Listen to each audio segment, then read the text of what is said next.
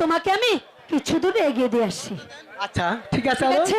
তাই চলো। সাগরের মতো গভীর, আকাশের মতো অসীম,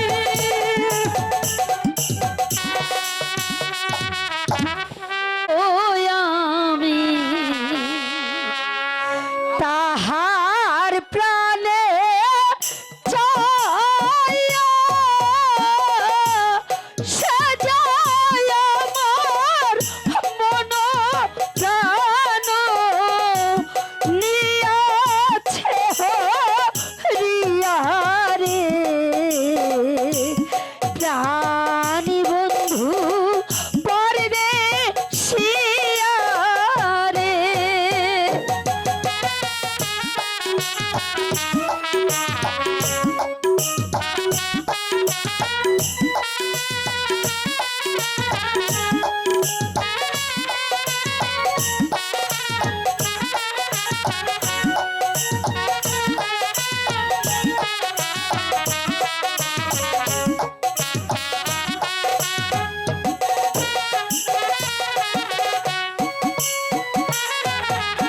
কোথায় রইলে প্রাণের বন্ধু, এসো আমার বাড়ি, তোমার জন্য এই ভাগি হয়েছে উদাসী রে, প্রাণ বন্ধু পরদেশিয়া রে।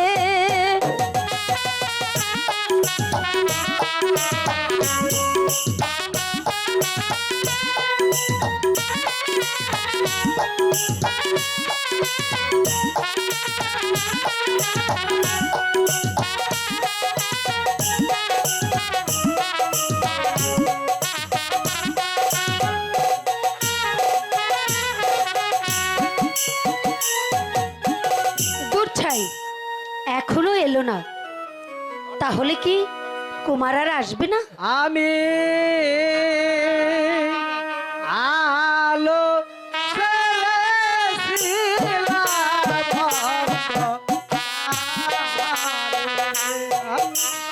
আলো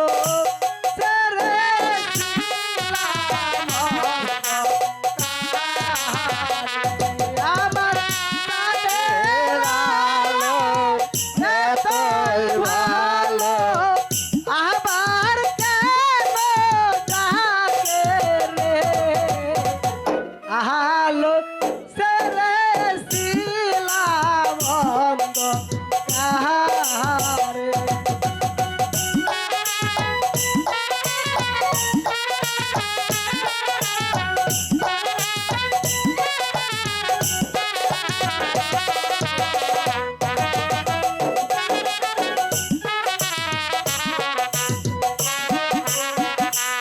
আমি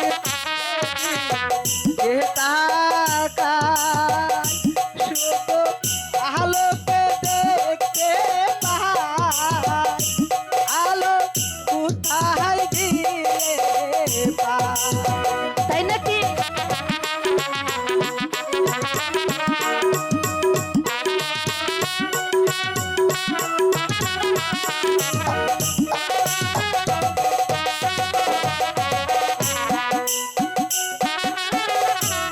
আলো আমার মন প্রাণ নিয়েছে হরিয়া, আমার মন গিয়াছে দিদির বাসা,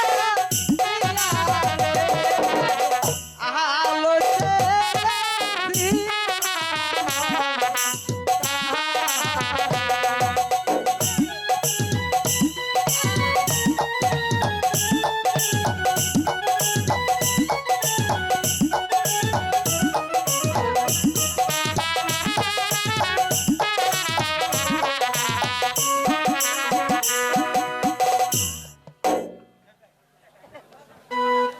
এসো, আমরা দুজনে ওই বৃক্ষের নিচে বসে একটু প্রেমের আলাপ করি।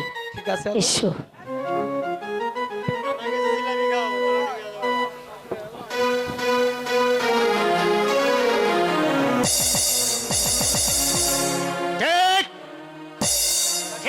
সময় এসেছে। আর দুইজনকে আমি একসঙ্গে পেয়েছি।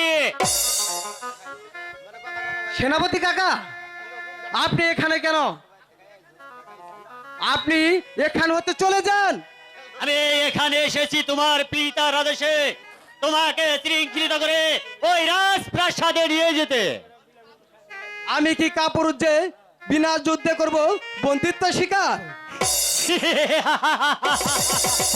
বালক হয়ে আবার যুদ্ধের অভিলাষ। ঠিক আছে, কি করব আজ আমি? এই নাও অস্ত্র। হোক তোমার বলের পরিচয়।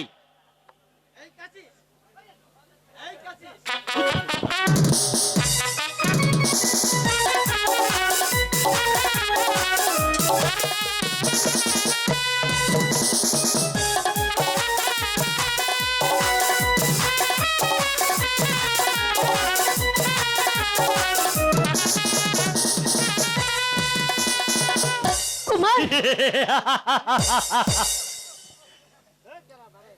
সেনাপতি মশাই, কে আছিস? সেনাপতি মশাই, আপনার পায়ে ধরি কুমারকে ছেড়ে দিন। বন্দি করো কুমারকে। সেনাপতি মশাই, আমি আপনার পায়ে পড়ি। সেনাপতি মশাই, কুমারকে আপনি মুক্তি দিন।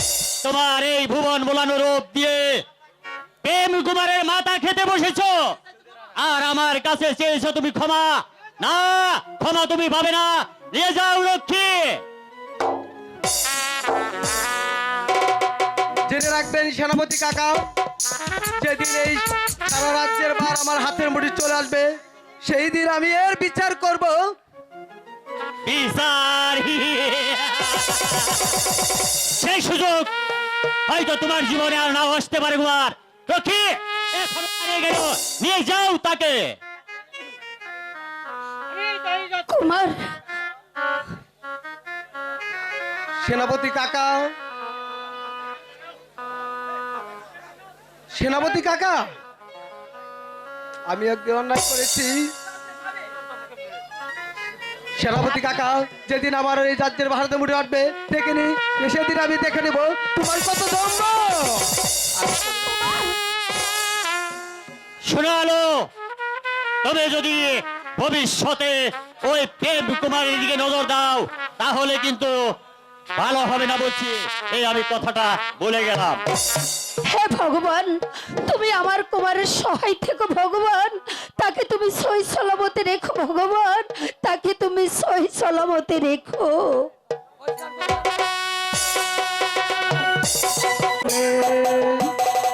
এই আমি মুখে বলে বলে যাব, অন্তরে বলে না রে, ভালো বাসা ভুলিব মনে।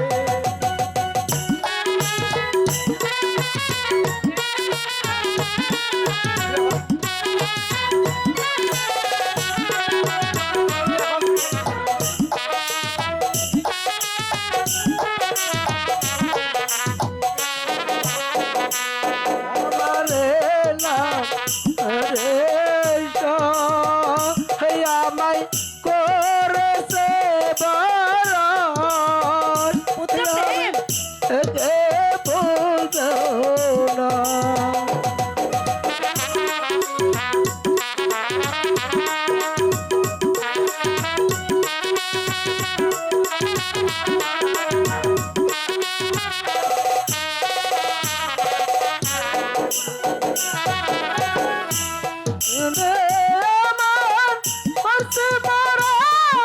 তুমি পাগলের মতো অমন কান্নাকাটি করছো কেন বাবা? এবার কি ভাবছো তুমি? ভাবছি আমার মাথার পর বন্ধু বাবা, আমি তোকে ছোটবেলায় কেন যে গলা টিপে মেরে ফেলিনি বাবা, আরে হতবাড়ি, তুই কেন আমার ঘরে জন্ম নিয়েছিলি? তুই আমাকে ডাকিস না, ওই পাপ মুখে তুই আমাকে বাবা বলে ডাকিস না। আমি তোর বাবা নই। মরতে হয় আমরা সকলে একসাথেই মরবো। মরবো তো নিশ্চয়, মরার পথে তো পা দিয়েছি, এখন আর মরার বাকি আছে কোথায়?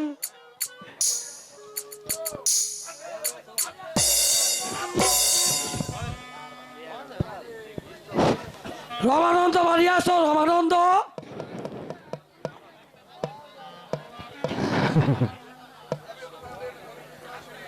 আমি তোমাদের ধরে নিতে আসিনি, আমি এসেছি তোমাদেরকে সসম্মানে রাজপথে নিয়ে যেতে। চলো, তোমরা এখন আমার সহিত চলে যেতে হবে। চলো চল পুরামুখী, তাকে ওই রাজবাড়িতে নিয়ে টুকরো টুকরো করে বলি দিয়ে আসি। কপালে যে কি আছে এই ভগবানে জানে, ভগবানে জানে, ভগবানে আসো জানে। সবাই।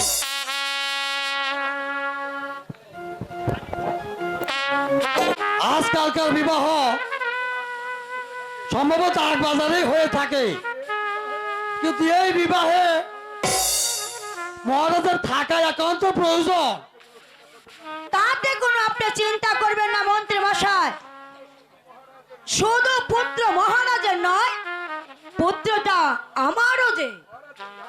মহারাজ যা বলবে সেই কৈফত আমি আপনার কাছে দিব না, সেই কৈফতটা মহারাজকে আমি দেব। শুধু তাই নয়, যদি আমাকে প্রাণদণ্ড দেয় আমি তা মাথা পেতে নিব। আপনি নির্ভয়ে এই বিয়ার কাজটা সমাধান করে দিন। এই কে আছিস? বিবাহের আসবাবপত্র নিয়ে আয়।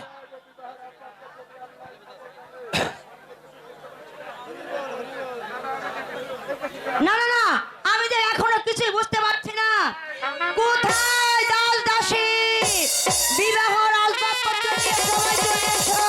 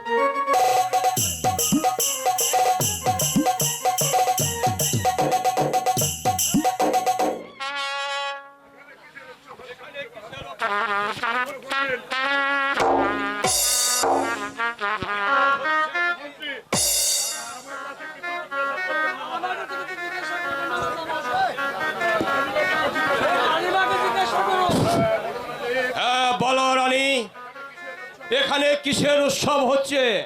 মহারাজ, আমার একমাত্র সন্তান কুমারের বিবাহ হচ্ছে।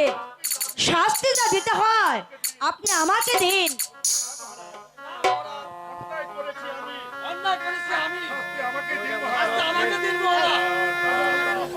না না, তা হয় না মন্ত্রী মহাশয়। আপনি আমার চির বিশ্বাসিত মন্ত্রী, আপনি কত অন্যায় করলো আমার নিকট যে আপনি অতি মূল্যবান। আপনি কোন মন্ত্রী দক্ষ করবেন না মন্ত্রী মহাশয়। মহারাজ, আর উনি হচ্ছে আমাদের বৈবাহিকা, আর উনি হচ্ছে আমাদের বৈবাহিক। চুপ করো রানী, চুপ মহারাজ। করো। রাখো তোমার বাচালতা। মহারাজ, আমাদের কোনো দোষ নেই মহারাজ, মন্ত্রী মহাশয় আমাদেরকে ধরে নিয়ে এসেছে। যাও মন্ত্রী মহাশয়, বলুন মহারাজ। আমি যার জন্য এসেছি তার দুই একটি কথা আলাপ আলোচনা করি। কুমার এখন বয়স প্রাপ্ত হয়েছে, বিবাহ হয়েছে, এখন বাকি আবার আবার বাকিটুকু আমি অবসরে নিতে চাই। কিন্তু মহারাজ, আমি যে কিছুই বুঝতে পারছি না, কোথায় আপনি অবসর নিয়ে কোথায় যাবেন মহারাজ? আমি যাব যেখানে নেই মানুষের কোলাহল, যেখানে নেই মমতার লেশ, নিরিবিলি নির্জন কাননে ভগবানের প্রেম ও বিলাসের জন্য আমি করব গমন। মিথ্যাটন্তে গর্ব এই দেশ বিদেশ। এসো এসো পুত্র প্রেম, বস বস এই পবিত্র সিংহাসনে, ধারণ করো আমার এই মাথার রাজ মুকুট। আগে যাই, এই সিংহাসনে তুমি বসে লক্ষ কোটির প্রসার শাসন করবে। হ্যাঁ হ্যাঁ, বস পুত্র বস।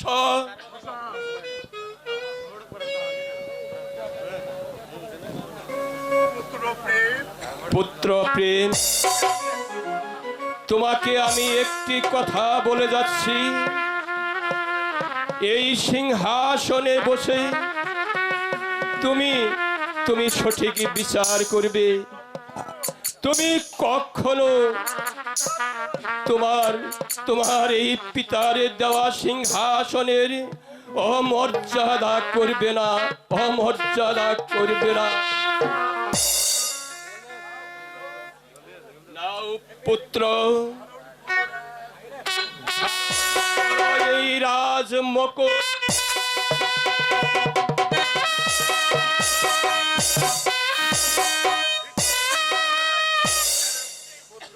পুত্র, তোমাকে আমি আরেকটি কথা বলে যাচ্ছি। রইল আমার এই 70 কোটি প্রজাগণ, প্রজাদের তুমি পুত্রের মতো স্নেহ করবে,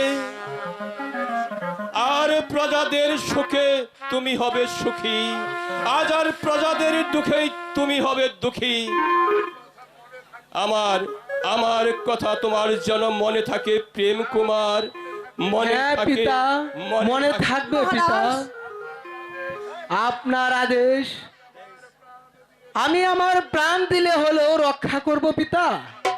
মন্ত্রী মহাশয়, বলুন মহারাজ। কুমার মাত্রই উপলক্ষ, আপনি রইলেন কুমারের একমাত্র সহায়। তুমি কোনো দুঃখ করো না কুমার, কোনো দুঃখ করো না। তুমি প্রজাদের নিয়ে সুখে দিন কাটাও। তোমরা রাজ্য পরিচালনা করো। আমি এবার তোমাদের নিকট হতে চলে যেতে চাই। চিরতরে বিদায় নিয়ে চলে যেতে চাই। বিদায় বিদায় রানী, বিদায় বিদায় পুত্র, বিদায় কুমার, বিদায়।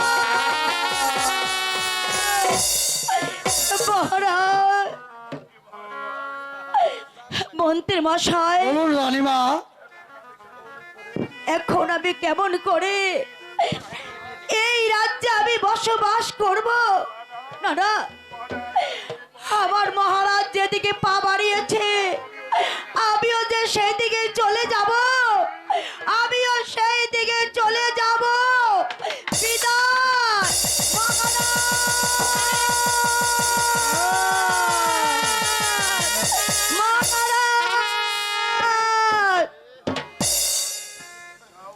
যাও কুমার,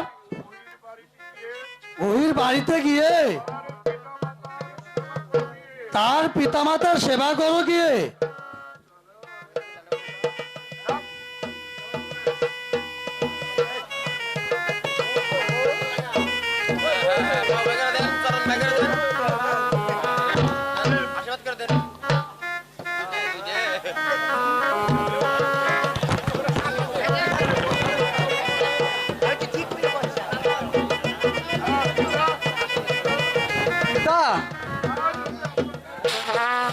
হতে আপনাদের খাওয়া পড়া সমস্ত ভার আমি নিলাম পিতা। চলুন পিতা, আমরা এখন অন্তঃপুরে চলে যাই। তাই চলো